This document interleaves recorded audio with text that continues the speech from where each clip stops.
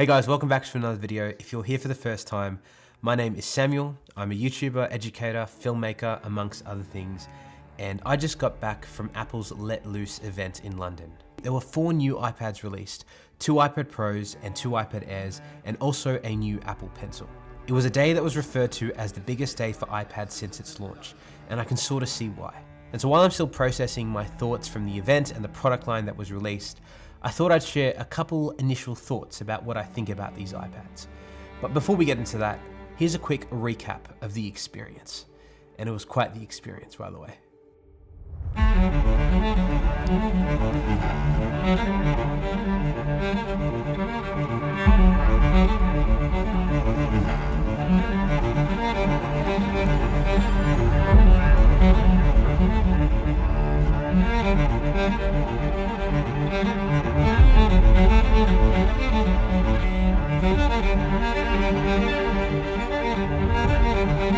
The opportunity to help restore this historic facility and make it our headquarters for our London employees, and we're thrilled to be here to host it.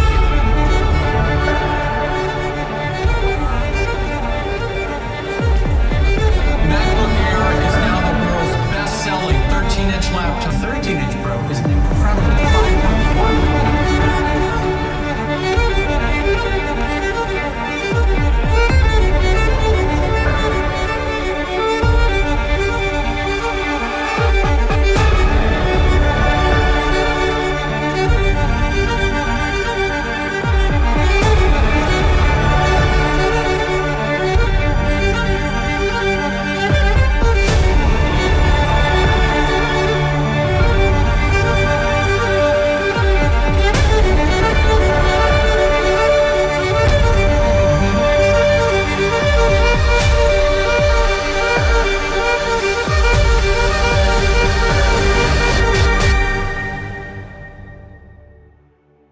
Hope you enjoyed that dramatic recap. As you can tell, it really did feel like a pretty big day for iPad. And so, as I said earlier, I thought I might share some of my initial thoughts on some of these products, starting with the iPad Pro. For those of you who followed my channel over the last couple of years, you will know that I have been an avid iPad Pro user, mainly because of the larger screen size that the Pro used to come in, and also the higher refresh display, which led to a really nice experience with the Apple Pencil. And to be honest, ever since 2018, I feel like we've been pretty spoilt with the iPad Pro. So this here is the 11-inch iPad Pro from 2018, so it's 6 years old. And I sometimes take it into work alongside my laptop because I kind of like the smaller form factor to put inside my laptop bag. And it works super fast, it's snappy, and I have no issues with it at all. Like, I have had 0 complaints over the last 6 years when it comes to hardware in the iPad Pro. In fact, all my areas for improvement with the iPad are with regards to its software and iPadOS. And yet here we are, yet again, with another hardware update. And this one in particular was just another leap forward. Let me just list some of the updates for you. Firstly, it's got a new OLED display, similar to that of the iPhone. This means deeper blacks, better contrast, better colors. I can honestly see people using this as a reference monitor while video editing. Now, in order to fully power that display, there is the new M4 chip, which honestly was a surprise because previously the iPad used the M2 chip, and this generation skipped the M3 chip. And there were comments throughout the launch alluding to the M4 chip's capability to harness artificial intelligence. Now, I didn't see many of these examples. The closest thing I saw to it was firstly a masking tool in Final Cut Pro that was able to remove the background. And secondly, this really cool feature where someone was able to use the iPad to scan a room and then map out the entire room and then use it to start an architecture design. Something that I was really impressed by. Oh, and all of this was packed into the slimmest Apple device ever. And they even had this comparison of the iPad next to, I think it was the iPad Nano. And the form factor of this thing is unreal. And when you actually touch it in person, it feels like a piece of glass. Oh, and there's also a redesigned Magic Keyboard, and I remember posting a story on it on my Instagram, and I got quite a few comments of people saying, it basically has the hardware of a Mac at this point. Why can't it run Mac OS? Which is a whole topic of discussion for another video. But yeah, coming back to the main point, as a piece of technology, it is remarkable.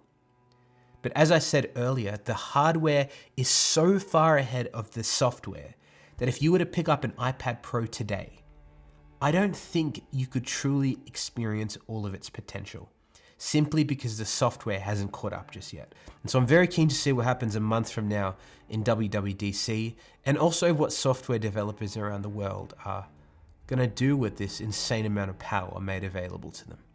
And interestingly, since they removed the lowest storage option, which was 128 gigs, and they now start at 256 gigs, that's an even higher starting price for the base model of the iPad Pro, which I don't see as being an issue for professionals out there. But what I think you'll see is less and less, business people, students, educators will be buying the Pro, mainly because of the other device that was released on the same day as well, the iPad Air, which I think makes a pretty compelling case to be the iPad for most people. I honestly think that the device that comes out of this event that stands out the most for students, educators, and people who just use this personally as a part of their daily lives is the iPad Air. Because they didn't only release a new and improved 11-inch model, which was the only size it previously came in, but this time they added a 13-inch iPad Air. A while back I made a video on my channel where I compared the 12.9-inch iPad Pro with the 11-inch. And it was a comparison talking about which iPad was for which person, along with the pros and cons that come with each. And while yes, each iPad had a particular kind of user in mind, the iPad that I leaned in the direction of was the 12.9-inch iPad Pro. Essentially, you could say the main reason I was using an iPad Pro was because of the larger form factor it came in. And so to see the iPad Air come with the larger 13-inch size and an M2 chip, and essentially a lot of the features that existed in the previous model of the iPad Pro, minus the 120 Hertz refresh rate in the display, which I'm still figuring out whether that's a deal breaker for me. And at the moment it isn't, but as I said, I'm still testing it out. And essentially, while the iPad Pro got all of the attention from the tech enthusiasts at the launch, the product that I think made the best case to the average consumer who wants to take notes or use it for work was the iPad Air. So I've currently got my hands on it and I've been playing around with it over the last couple of days. So far, I'm very impressed, and I'll probably make a review on it. So if you have any questions about that particular model, please leave them down in the comment section below. But yeah, I honestly think of all the iPads released at this event, that the 13-inch Air will perform the best, simply because it's a pretty good deal for a lot of students looking to incorporate digital note-taking into their workflow. Oh, and by the way, it's also compatible with Apple's Magic Keyboard, and so you can use a trackpad and a keyboard with it as well if you want that experience too. It's fascinating every single time I show people a picture of the iPad in that format. Everyone's always asking me, Samuel, can the iPad replace a MacBook? Can it be my one and only computer? I would caution people against it at the moment, but I'm just waiting till WWDC next month to see what software updates Apple bring to the iPad before I make an entire video attempting to answer that question, so stay tuned for that. Oh, one more thing, there is a new Apple Pencil. It is called Apple Pencil Pro, and it is compatible with all 4 of these new iPads. I don't believe it is compatible with any of the other iPads before that, unfortunately, but here are a couple of new features that I think you should know about. Firstly, squeezing the Apple Pencil is now a gesture that you can use within apps. And the most common use case that was put in front of me was squeezing the Apple Pencil opened up a menu. So this worked in Notes, in Freeform, in GoodNotes, and I can see how this feature allows you to speed up your workflow. And I'm keen to see if after a bit of experimentation with this, whether it actually becomes a part of my daily use or if it's just a gimmick that I use once or twice. There's also a barrel roll feature, and this is a tool that got a lot of the artists around me very excited. It basically allows you to rotate the Apple Pencil, to rotate tools to create effects. I guess I'm more interested to see the application of this tool beyond just art. So maybe using the iPad as an external tool to Final Cut Pro to tweak colors, and then using the Apple Pencil to rotate through that. Maybe using the Apple Pencil to rotate tools like exposure and saturation in Lightroom and Photoshop. There's also haptic feedback in the Apple Pencil, so when you squeeze it, you actually know you are squeezing it because it gives you feedback, which is a really useful feature to have. And finally, there is also Find My Support. And so for those of you out there who may lose your Apple Pencil or forget it in a lecture theater or in class or at work, there is a feature here that allows you to go and find it. Once again, I'm still in the process of testing it to see how it impacts the way I use these apps in my daily life. And so in particular, GoodNotes, because that's kind of the main app that I use in the iPad. Just to conclude, as I said earlier in the video, we're in an age where we're absolutely spoilt by the technology that is available to us. You know, I remember between 2010 and 2020, every single year having a complaint about the performance or a spec or a feature or the lack of a port on my Mac or the iPad, and just being frustrated and looking forward to the next product launch. But when I look at the technology that we have today, we literally have the best hardware ever in iPads. Whether it be the screens, the performance, the writing experience with the Apple Pencil, there is nothing I have to complain about in the hardware department.